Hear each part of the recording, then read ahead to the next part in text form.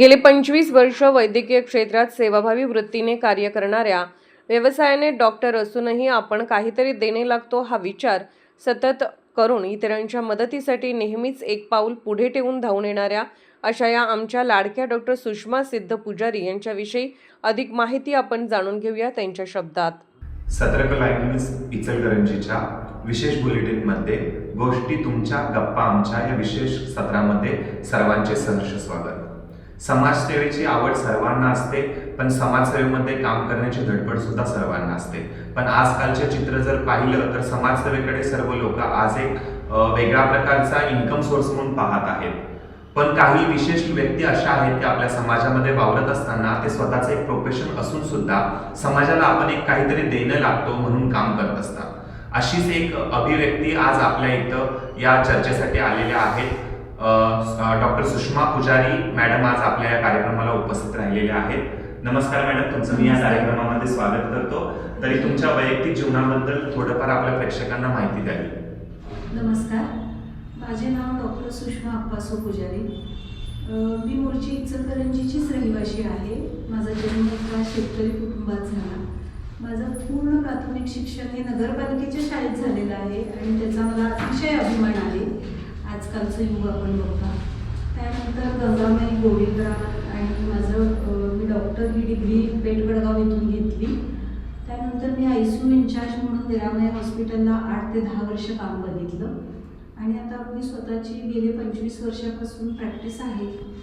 Okay, खूप छान madam. Madam, आता तुम्ही समाजकार्यामध्ये काम करता, जसं की तुम्ही तनिष्कच्या व्यासपीठावरती काम केलेलं आहे. त्यानंतर तुम्ही पश्चिम महाराष्ट्र धनगर समाजाच्या प्रदेशाध्यक्ष आहात. तर तुम्ही या समाजसेवेची सुरुवात कशी केली? तर मला आज नक्की असं सांगू वाटते की मी जेव्हा लहान होते तेव्हा मला असं वाटायचं की मला IPS किंवा IAS व्हायचं आहे. कारण मला असं वाटायचं की त्या लाल दिव्याच्या गाडीत फिरून सगळे प्रश्न सोडवता येतात समाजाचे, असं मला लहानपणापासून वाटायचं. आणि मी UPSC एंट्रन्स पास पण आहे. पण त्यानंतर काही आर्थिक बॅरियर आणि त्यामुळे मी पुढं दिल्लीला एक्झाम द्यायला जाऊ शकले नाही. तर ती एक खंत माझ्या मनात होती की आपण समाजासाठी काहीतरी केलं पाहिजे, हे जे आपल्याला वाटत होतं. मग माझे वडील हे अध्यात्मवादी होते, विचार अतिशय त्यांचे सुंदर, साधी राहणी, उच्च विचारसरणी अशा फॅमिलीमधून मी वर आलेली आहे. तर त्यांनी मला एक सल्ला दिला की मेडिकल फील्ड ही अशी फील्ड आहे की जिथं स्वतःचा चरितार्थ आणि समाजसेवा ह्या दोन्ही गोष्टी हँड इन हँड जाऊ शकतात. त्यासाठी हे फील्ड तू निवडलंस तर तुझ्या दोन्ही इच्छा पूर्ण होतील. म्हणून मी पहिल्यांदा डॉक्टर व्हायचा निर्णय घेतला. डॉक्टर झाले, प्रॅक्टिस छान चालू झाली. अगदी दिवसाला 150-200 पेशंट्स मी बघितले आहेत. इन्कमही चांगलं होत होतं. पण ती खंत कुठंतरी मनात होती की आपण समाजासाठी काहीतरी केलं पाहिजे. मग मी पहिल्यांदा वर्षातनं 1 दिवस मोफत कॅम्प चालू केला. त्या कॅम्पमध्ये माझ्या असं लक्षात आलं की अरे बापरे, एका दिवसात 300-400 पेशंट त्याचा लाभ घेतात आणि कितीतरी गरजू व्यक्ती अजूनही शिल्लक आहे. मग ह्यातून हळूहळू जसं मला आर्थिकता परवडेल माझ्या एकटीच्या विचारानुसार, त्यानुसार मी वर्षातून 2 दिवस ज्येष्ठ नागरिक माझ्याकडे कायम निम्म्या किमतीत आहेत. खूप छान. म्हणजे आधार कार्ड एकदा दाखवून त्यांनी नाव नोंदवलं तर ते परत तिथून पुढं माझ्याकडे कायमस्वरूपी निम्म्या किमतीत आहेत. त्यांच्या तपासणी निम्म्या किमतीत आहेत. अशा पद्धतीनं हळूहळू जेवढं मला जमेल त्या पद्धतीनं मी समाजकार्य करत गेले आणि ही माझी पहिली पायरी होती समाजकार्यात. आणि त्यानंतर मग मी हळूहळू जसं की आता मुकबधीर मुलं असतात, त्या मुलांना शालेय साहित्याची गरज असू दे, ज्येष्ठ व्यक्ती जे वृद्धाश्रमात आहेत, निराधार, त्यांच्यासाठी जे काही मला करता येईल ते मी वर्षातून जेवढ्या संधी मला मिळतील त्यावेळी मी ते करत असते आणि त्यातून मला अतिशय आनंद मिळतो. आणि अशाच पद्धतीने ही वाटचाल पुढे चालू राहू दे, हीच माझी स्वामीचरणी इच्छा आहे.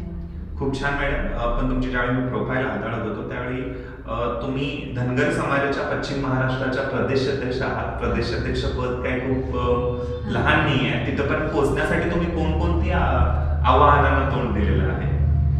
मला असं वाटतं पहिल्यांदा की आव्हानं अशी आयुष्यात नाहीच आहेत. मी त्याला संधी म्हणते सर. हो, खूप छान. कारण कुठलीही गोष्ट तुम्ही जर संधी म्हणून बघितली ना तर ती तुम्हाला वरच्या लेवलपर्यंत नेऊन पोहोचवते. तर मुळात मी एक सिंगल मदर आहे. ह्याचाही मला सार्थ अभिमान आहे. कारण मला असं वाटतंय की समाजात सगळ्याच ब्राईट बाजू बघून उपयोग नाही. बरोबर. ज्या आपल्या लाईफच्या डार्क बाजू आहेत त्याच्यावरही विचार करणे झाला पाहिजे. Yes. तर मी सिंगल मदर आहे, त्याचा मला सार्थ अभिमान आहे. मला 2 मुली आहेत. तर मला असं होतं की आपण प्रत्येक समाजातल्या स्त्रीसाठी काही ना काहीतरी दिलं पाहिजे. वैचारिक, शारीरिक, आर्थिक, मानसिक, जिथं ज्या स्त्रीला ज्याची गरज आहे ती आपण दिली पाहिजे. मग धनगर समाजाचा जर आपण विचार केला तर थोडासा धनगर समाजातील महिला या अजूनही विचाराने कमकुवत आहेत, तेवढ्याशी शिकलेल्या नाही आहेत. आपण तसं म्हणायला गेलं तर अजूनही त्यांच्यात तेवढी डेव्हलपमेंट नाही की आपण एखाद्या मोठ्या ठिकाणी गेलोय तर आपण तिथं कसं वागलं पाहिजे, कसं बोललं पाहिजे, किंवा थोडंसं तो समाज अजूनही बॅकफूटवर आहे असं मी म्हणेन. तर त्या लोकांना सोबत नेताना त्यांच्या कलानं बऱ्याचशा गोष्टी घ्याव्या लागतात. अगदी बरोबर. म्हणजे आपण एखाद्या क्रायटेरियामध्ये त्यांना बसवू शकत नाही. अगदी बरोबर. पण सगळी तुम्ही आता सांगितलं की समाजासोबत काम करत असताना मला असं जाणवलं की तुमची धनगर समाजासोबत पण एक नाळ जोडलेली आहे, जी की तुम्ही उत्तुंग शिखरापर्यंत पोहोचलेला आहात. त्यासोबत काम करत असताना तुम्ही तनिष्काच्या व्यासपीठापर्यंत पोहोचला. तर या दोन्हीचा ताळमेळ साधत असताना तुम्ही आपल्या समाजातील तरुण पिढीसाठी, महिलांसाठी, युवकांसाठी काय असे विशेष उपक्रम राबवत आहात सध्या? तर सगळ्यात पहिल्यांदा मी माझ्या महिलांसाठी समाजातल्या हळदी कुंकवाचा कार्यक्रम ठेवला. कारण मला असं वाटतंय की बाळ कडू कुणालाही प्यायला आवडत नाही सर, तर त्यासाठी तो आधी साखरेत घोळावा लागतो. अगदी बरोबर. तर महिलांच्या अतिशय जिव्हाळ्याचा विषय म्हणजे हळदी कुंकू.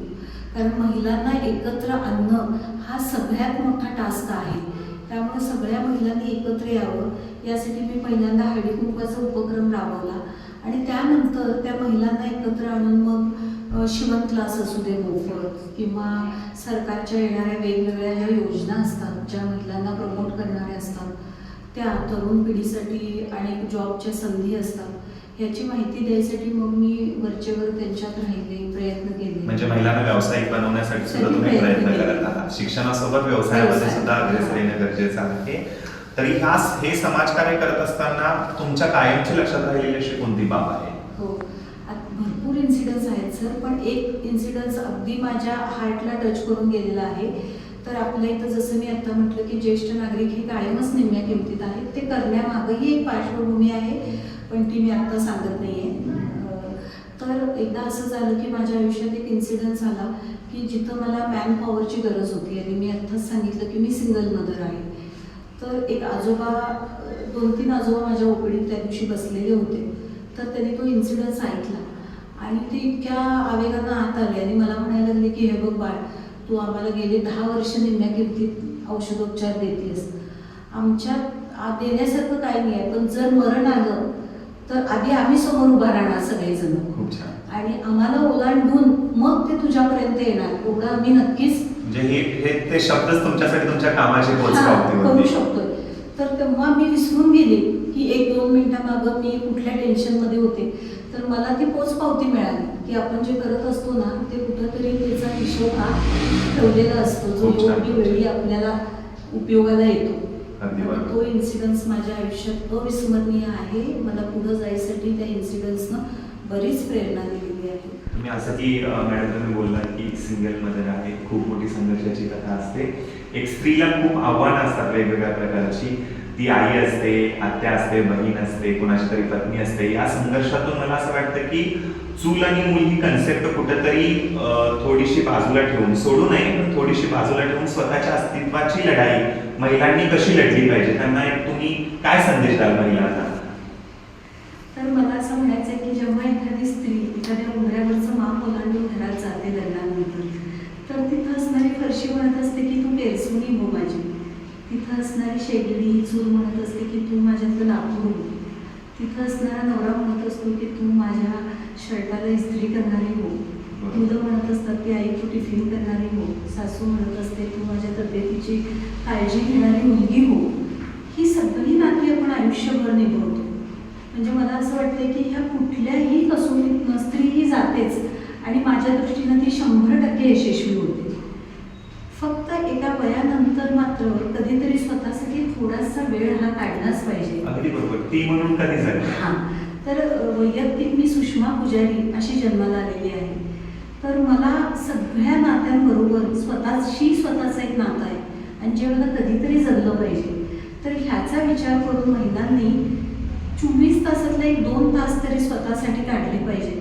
जी वेळ त्यांनी मैत्रिणींसोबत घालवली पाहिजे, यशस्वी होण्यासाठी लागणाऱ्या गोष्टींचं शिक्षण घेतलं पाहिजे. आजच्या ज्या धक्काबुक्कीच्या काळात मानसिक, आर्थिक, शारीरिक सगळ्याच दृष्टीनं सक्षम होण्याची तिला गरज आहे आणि त्यासाठी आवश्यक जे जे लागतंय ज्या ज्या ठिकाणी त्या सगळ्या गोष्टी तिने शिकल्या पाहिजे. फक्त व्यवसाय म्हणून नाही, व्यायाम केला पाहिजे, हेल्दी अन्न खाल्लं पाहिजे.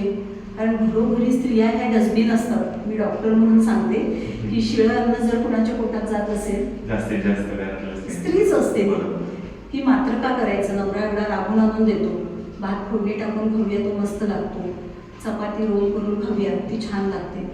तर हेही तुम्ही बघा, कारण संसार त्याशिवाय पुढे जात नाही. पण त्यासोबत तुम्ही आरोग्याची काळजी घ्या. तुमचं HB डाऊन होणार नाही, कॅल्शियम डाऊन होणार नाही, यासाठी तुम्ही योगा करा, व्यायाम करा, आर्थिक स्वतः इंडिपेंडंट व्हा. त्यासाठी लागणारे कुठलंही काम असू दे, शिवण क्लास असू दे, ब्युटी पार्लर असू दे, प्रत्येकालाच मोठा व्यवसायिक झालं पाहिजे असं काही नाही आहे. आपला उदरनिर्वाह चालेल आणि स्वाभिमान जगता येईल एवढी जरी आर्थिक निर्भरता तुमच्याकडे आली तर तीही आजच्या काळासाठी भरपूर आहे असं मला वाटतंय. आणि त्यासाठी मी जिथं जिथं महिलांना गरज लागेल आणि मी देऊ शकत असेल तर मी 100% देणार. म्हणजे आत्तापर्यंत देत आली आहे आणि इथनं पुढं तर देणारच. आज तुम्ही एक अवलियाला भेटलेला आहात, महिलांसाठी एक योगदान देत आहेत. त्या महिलांना घरापासून बाहेर पडून स्वतःचं अस्तित्व जगण्यासाठी त्या धाडस देत आहेत. तर तुम्ही नक्कीच सुषमाताईंना भेटू शकता, त्यांच्याकडून मार्गदर्शन घेऊ शकता आणि वेगवेगळ्या व्यवसायामध्ये त्या तुम्हाला मदत करण्यासाठी तत्पर राहतील. आज तुमचं इथं सतर्क लाईव्ह न्यूजमध्ये तुम्ही गोष्ट तुमची गप्पा आमची या कार्यक्रमामध्ये विशेष सहभाग नोंदवला त्याबद्दल तुमचे खूप खूप धन्यवाद. थँक्यू.